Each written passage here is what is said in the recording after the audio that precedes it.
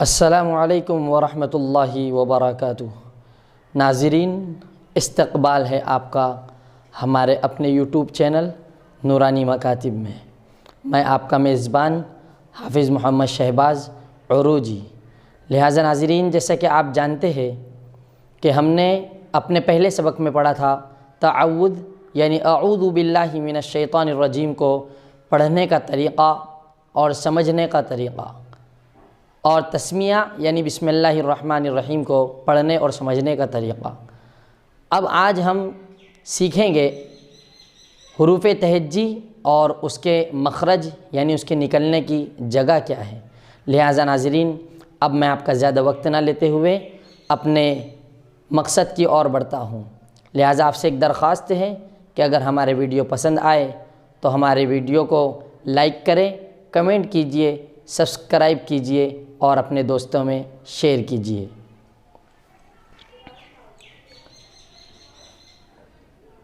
حروف تہجی، حروف تہجی کل 29 ہے۔ الف سے لے کر یا تک جو حروف آتے ہیں اس کو حروف تہجی کہتے ہیں، اور یہ کل 29 حروف ہیں،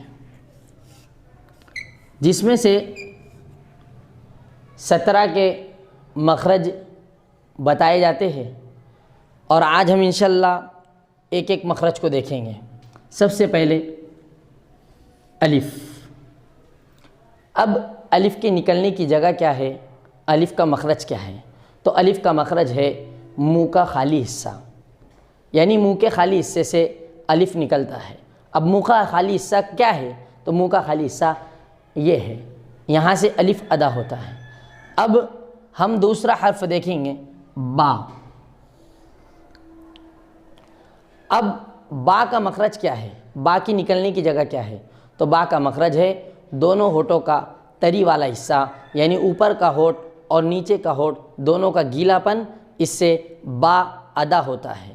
جب دونوں ہونٹ آپس میں ملتے ہیں، جس کی تری آپس میں ملتی ہے تو با ادا ہوتا ہے۔ اب اسی طریقے سے ہم دیکھیں گے تا۔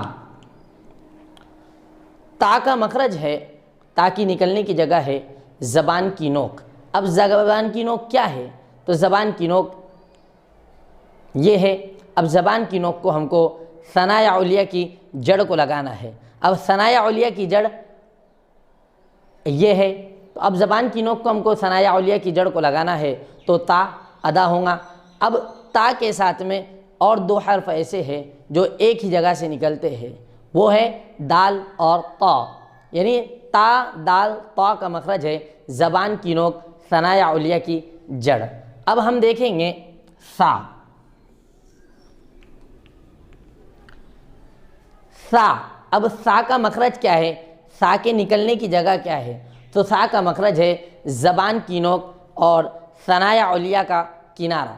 اب ثنایا علیہ اوپر کے 4 دانت کو کہتے ہیں، اس کا کنارہ یہ ہے۔ اب زبان کی نوک یہ ہے، اور زبان کی نوک کو ہم کو ثنایا علیہ یعنی اوپر کے دانتوں کے کنارے کو لگانا ہے، وہاں سے سا ادا ہوگا۔ اور اسی کے ساتھ ساتھ سا کے ساتھ اور 2 حرف ایسے ہیں جو سا کے مخرج جیسے ہی نکلتے ہیں، یعنی کہ جیسے سا کا مخرج ہے ویسے ہی وہ 2 حرف ہیں، ان کا مخرج بھی وہی ہے۔ اب وہ 2 حرف کون سے ہیں؟ سا، زال اور ظا۔ یہ 3 حرف ایسے ہیں جن کا مخرج ایک ہے، یعنی زبان کی نوک ثنایا علیہ کا کنارہ۔ اب ہم دیکھیں گے جیم۔ اب جیم کا مخرج کیا ہے، جیم کے نکلنے کی جگہ کیا ہے؟ تو جیم کا مخرج ہے زبان کا بیچ۔ اب زبان کا بیچ کیا ہے؟ زبان کا بیچ یہ ہے، اور زبان کا بیچ جب کہ اوپر کے تالو کو لگے گا تو جب جیم نکلے گا، اوپر کا تالو یہ ہے۔ اب زبان کے بیچ کو ہم کو اوپر کو تالو کو لگانا ہے تو اس سے 3 حرف ادا ہوں گے، ایک جیم ادا ہوگا، دوسرا شین ادا ہوگا، اور یا ادا ہوگا۔ اب ایک بات یہاں پر غور کریں کہ شین جب ہم نکالیں گے، شین کو جب ہم ادا کریں گے تو شین کے اندر سیٹی کی آواز آئیں گی، سیٹی کے مانند آواز آئیں گی، جیسے شین شین۔ ہاں، اب یا بھی ویسے ہی ادا ہوگا، تو جیم شین اور یا ان تینوں کا مخرج ہے زبان کا بیچ، اس کے مقابل اوپر کا تالو۔ اب ہم دیکھیں گے ہا۔ ہا کا مخرج کیا ہے؟ ہا کا مخرج ہے درمیانی حلق، یعنی حلق کے بیچ والا حصہ۔ اب حلق کا بیچ والا حصہ یہ ہے، تو یہاں سے ہا ادا ہوتا ہے، اور اس کے ساتھ ساتھ ایک حرف ایسا ہے جو ہا کے ساتھ ادا ہوتا ہے، اور وہ ہے عین۔ یعنی ہا اور عین ان دونوں کا مخرج ایک ہے، حلق کا درمیانی حصہ یعنی بیچ والا حصہ۔ اب ہم دیکھیں گے خا۔ خا کا مخرج ہے حلق کا اوپری حصہ، یعنی حلق کا شروع والا حصہ، یہاں سے خا ادا ہوتا ہے۔ اب حلق کا شروع والا حصہ کیا ہے؟ تو حلق کا شروع والا حصہ یہ ہے، یہاں سے خا ادا ہوتا ہے۔ اب خا کے ساتھ اور ایک حرف غین ایسا حرف ہے جو خا کا مخرج اور غین کا مخرج دونوں ایک جیسی ہے، یکساں ہے، یعنی کہ خا جس طریقے سے ادا ہوتا ہے، خا جس طریقے سے نکلتا ہے، اسی طریقے سے غین بھی نکلتا ہے۔ تو خا اور غین کا مخرج ہے حلق کا شروع والا حصہ، یعنی حلق کا ابتدائی والا حصہ، جس سے خا اور غین نکلتے ہیں۔ اب اس میں ایک بات کو ذہن میں رکھنا ہے کہ خا اور غین جب ہم پڑھیں گے تو گلے کے اندر، مطلب حلق کے پاس جہاں سے نکلتے ہیں وہاں تھوڑی کھرکھر کر کے آواز آتی ہے، جیسے خا غین، یہ اس کا صحیح مخرج ہے۔ اب اس کے بعد ہم دیکھیں گے دال۔ اب دال کا مخرج چونکہ ہم نے یہاں پر دیکھ لیے، تا، دال اور طا ان تینوں کا مخرج ایک ہی ہے، زبان کی نوک اور ثنایا علیہ کی جڑ۔ اب ہم آگے دیکھیں گے رال۔ اب چونکہ سا کا مخرج ہم کو معلوم ہو گیا، تو سا اور دال اور ضا ان تینوں کا مخرج بھی ایک ہی ہے، یعنی ان تینوں کی نکلنے کی جگہ ایک ہی ہے، زبان کی نوک، ثنایا علیہ کا کنارہ۔ اب ہم دیکھیں گے را۔ را کا مخرج الگ ہے۔ اب را کا مخرج ہے زبان کی نوک کی پیٹھ۔ اب زبان کی نوک کی پیٹھ کیا ہے؟ تو زبان کی نوک کی پیٹھ یہ ہے، یہ زبان کی نوک ہے، اور زبان کی نوک کی پیٹھ یہ ہے۔ تو ہم کو زبان کی نوک کی پیٹھ کو اوپر کے مسوڑوں کو لگانا ہے۔ جب ہم زبان کی نوک کی پیٹھ اوپر کے مسوڑوں کو لگائیں گے تو را ادا ہوگا، جیسے وا وا وا۔ اب اس طریقے سے ہم دیکھیں گے زا۔ اب زا کا مخرج کیا ہے؟ تو زا کا مخرج ہے زبان کی نوک یہ والی ثنایا سفلا کے اوپری حصے کو لگانے سے زا، سین اور صاد ادا ہوتے ہیں۔ یہ تینوں حرف ایک ہی جگہ سے نکلتے ہیں، زا، سین، صاد۔ لیکن زبان کی نوک ہم کو تو معلوم ہے، اب ثنایا سفلا کس کو کہتے ہیں؟ تو ثنایا سفلا کہتے ہیں نیچے کے سامنے کے چار دانت کو۔ تو زبان کی نوک ثنایا سفلا کے اوپری حصے کو لگانے سے زا، سین اور صاد نکلتا ہے۔ اب جس طریقے سے شین کے اندر ہم نے سیٹی نکالتے ہیں، سیٹی کی آواز نکلتی ہے، اسی طریقے سے سین میں بھی سیٹی کی آواز نکلتی ہے، لیکن شین کے مقابلے میں تھوڑی کم آواز نکلتی ہے۔ اب ہم دیکھیں گے، چونکہ ہم نے سین کا مخرج زا کے ساتھ دیکھ لیے اور آگے شین، اب شین کا مخرج چونکہ ہم نے جیم شین اور یا کا مخرج ایک ہی ہے، تو اب ہم یہاں پر دیکھیں گے صاد۔ اب صاد کا مخرج بھی ایک ہی ہے، جو زا، سین اور صاد کا مخرج ایک ہی ہے، لیکن صاد میں چونکہ صاد ایک حرف ایسا ہے جو ہمیشہ ہر حال میں پور ہوتا ہے، وہ ہم آپ کو آگے بتائیں گے، لیکن یہاں پر بات کو دھیان میں یہ رکھنا ہے کہ صاد موٹا کیسے پڑھا جاتا ہے، یعنی ہونٹ کو تھوڑے گول کر کر پڑھنا ہے، جیسے صاد صاد۔ اب ہم ضاد کو لیں گے، یہ ہم نے ضاد لکھا۔ اب ضاد کا مخرج کیا ہے؟ ضاد کی نکلنے کی جگہ کیا ہے؟ تو ضاد کا مخرج ہے زبان کی کروٹ۔ زبان کی کروٹ اوپر کے داڑوں کی جڑ میں لگنے سے ضاد ادا ہوتا ہے۔ اب زبان کی کروٹ کیا ہے؟ تو زبان کی کروٹ یہ ہے،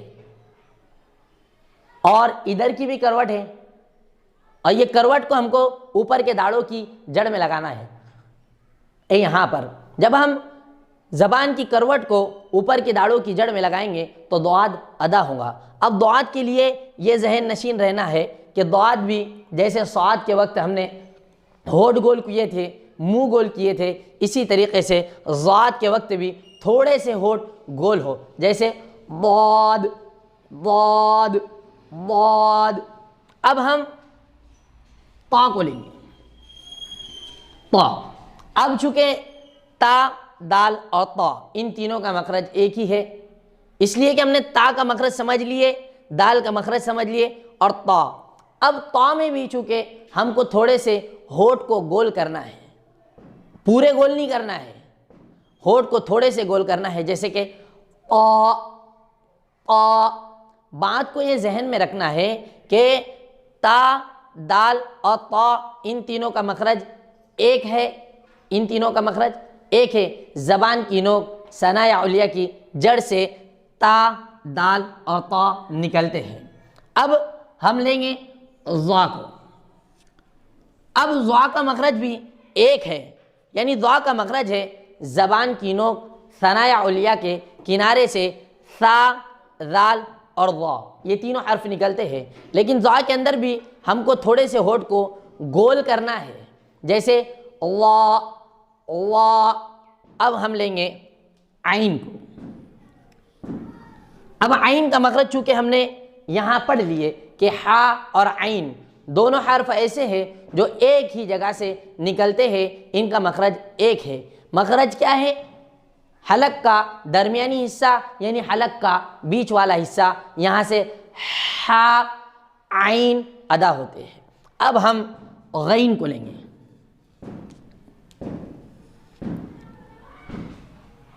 جس طریقے سے ہم نے خا کا مخرج دیکھے اسی طریقے سے غین کا مخرج بھی ہے۔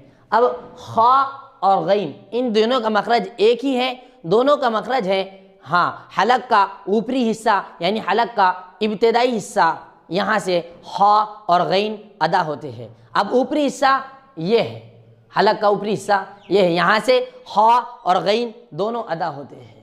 اب ہم آگے لیں گے فا کو۔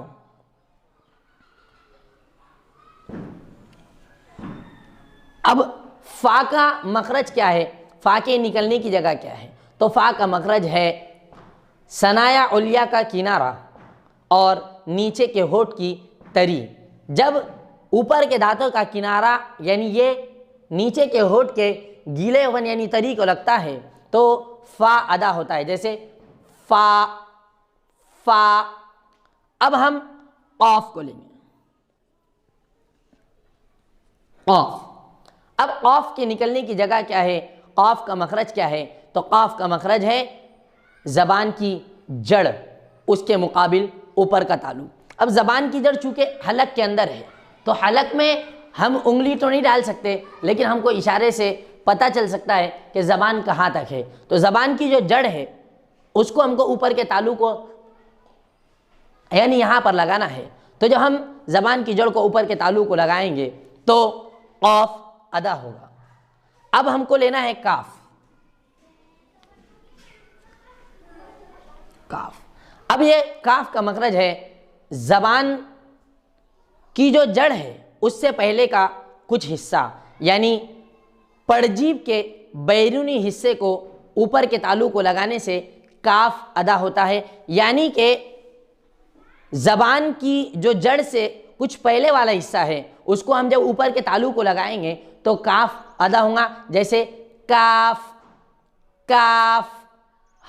تو اب ہم کو لینا ہے لام۔ اب لام کی نکلنے کی جگہ کیا ہے؟ لام کا مخرج کیا ہے؟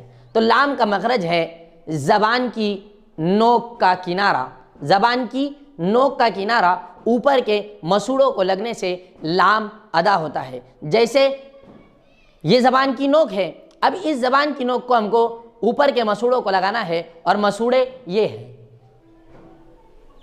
اب یہاں ہم کو زبان کی نوک کا کنارہ لگانا ہے، جب زبان کی نوک کا کنارہ اوپر کے مسوڑوں کو لگے گا تو لام ادا ہوگا، جیسے لام لام لام۔ اب ہم دیکھیں گے میم کو۔ اب میم کہاں سے نکلتا ہے، اس کی نکلنے کی جگہ کیا ہے، میم کا مخرج کیا ہے؟ تو میم کا مخرج ہے دونوں ہونٹوں کا خشکی والا حصہ، یعنی دونوں ہونٹوں کا سوکھا والا حصہ جب دونوں ہونٹ آپس میں ملتے ہیں تو میم ادا ہوتا ہے۔ اسی طریقے سے اب ہم دیکھیں گے نون کو۔ اب نون کا مخرج کیا ہے، نون کے نکلنے کی جگہ کیا ہے؟ تو نون کا مخرج ہے زبان کی نوک، زبان کی نوک۔ اب زبان کی نوک کو ہم کو کہاں لگانا ہے؟ زبان کی نوک کو ہم کو لگانا ہے اوپر کے مسوڑوں کو لگانا ہے۔ جب ہم زبان کی نوک کو اوپر کے مسوڑوں کو لگائیں گے تو نون ادا ہوگا، جیسے کہ یہ زبان کی نوک ہے، اب اس کو ہم کو اوپر کے مسوڑے یعنی یہاں پر لگانا ہے۔ اب جب یہاں پر ہم لگائیں گے تو نون ادا ہوگا، یعنی نون نکلے گا۔ اسی طریقے سے ہم کو نون کے اندر یہ بات ذہن نشین رکھنا چاہیے کہ نون نکالتے وقت ہم کو ہونٹ کو مکمل گول کرنا ہے، جیسے کہ نون نون، اس طریقے سے ہم کو آخر میں ہونٹ کو گول کرنا ہے۔ اب ہم دیکھیں گے واو کو۔ اب واو کی نکلنے کی جگہ کیا ہے، واو نکلتا کہاں سے ہے، واو کا مخرج کیا ہے؟ تو واو کا مخرج ہے، ہاں واو کا مخرج ہے یہ جو ہونٹ ہے، جب یہ تھوڑے سے کھلے رہیں گے اور آخر میں جا کر جب گول ہوں گے تب واو نکلے گا، یعنی کہ واو واو واو۔ آخر میں ہونٹ کو گول کرنا ہے اور شروع میں جب ہم نکالیں گے تو منہ کا جو حصہ ہے وہ تھوڑا سا کھلا رہے گا اور آخر میں ہونٹ گول رہے ہوں گے تب واو ادا ہوگا۔ اب ہم کو دیکھنا ہے ہاں کو۔ اب ہاں کا مخرج کیا ہے؟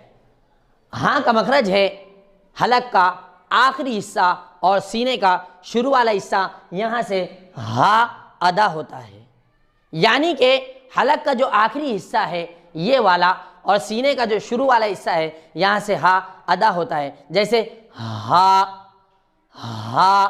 اور اسی کے ساتھ ساتھ حمزہ، حمزہ، ہاں اور حمزہ دونوں کا مخرج ایک ہی ہے، یعنی کہ حلق کا آخری حصہ اور سینے کا شروع والا حصہ، اس سے دونوں حرف ادا ہوتے ہیں، نکلتے ہیں، ہاں حمزہ ہاں حمزہ۔ اب ہم آخری حرف دیکھیں گے یا کو۔ جیسے کہ ہم نے یہاں پر دیکھا تھا کہ جیم اور شین اور یا تینوں ایک ہی جگہ سے نکلتے ہیں، تو تینوں کا مخرج ایک ہی ہے، یعنی کہ زبان کا بیچ اس کے مقابل اوپر کا تالو، یعنی کہ زبان کے بیچ کو ہم کو اوپر کے تالو کو لگانا ہے۔ تو یہ حروف تہجی مکمل ہو گئی اور یہ اس کے مخرج بھی ہو گئے۔ اب میں آپ کو ایک مرتبہ پوری مکمل حروف تہجی مخرج کے ساتھ پڑھ کر دکھاتا ہوں۔ اس کے بعد میں ایک اور بات ہے جو میں آپ کو بتاؤں گا، ذرا اس کو غور سے دیکھیں اور زبان کی نوک کہاں پر لگتی ہے، ہاں کہاں سے ادا ہوتا ہے، اس کے نکالنے کی جگہ کیا ہے، تمام حروفوں کو غور سے سنیے اور دیکھیے۔ الف با تا ثا جیم حا خا دال ذال غا زا سین شین صاد ضاد طا ظا عین غین فا قاف کاف لام میم نون واو ہا حمزہ یا۔ یہ تو حروف تہجی ہو گئی۔ اب یہاں پر ایک بات آپ ذہن نشین رکھیں کہ حروف تہجی کے اندر کچھ حرف ایسے ہیں جو ہر حال میں موٹے پڑھے جاتے ہیں، پور پڑھے جاتے ہیں، منہ بھر کر پڑھے جاتے ہیں۔ وہ 7 حرف ہے جن کا نام ہے حروف مستعلیہ۔ اب حروف مستعلیہ کون کون سے حرف ہیں؟ تو حروف مستعلیہ یہ ہے خا، صاد، ضاد، طا، ظا، غین اور قاف۔ یہ 7 حرف ایسے ہیں جو ہر حال میں زبر آئے، زیر آئے یا پیش آئے، ہر حال میں پور پڑھے جاتے ہیں، جیسے کہ ہم پڑھیں گے خا، صاد، ضاد، طا، ظا، غین، قاف۔ یہ حروف مستعلیہ ہو گیا۔ اب ناظرین انشاءاللہ آگے کا سبق ہم اگلی ویڈیو میں دیکھیں گے۔ جزاک اللہ خیرا و احسن الجزاء، کل یوم وانتم بخیر۔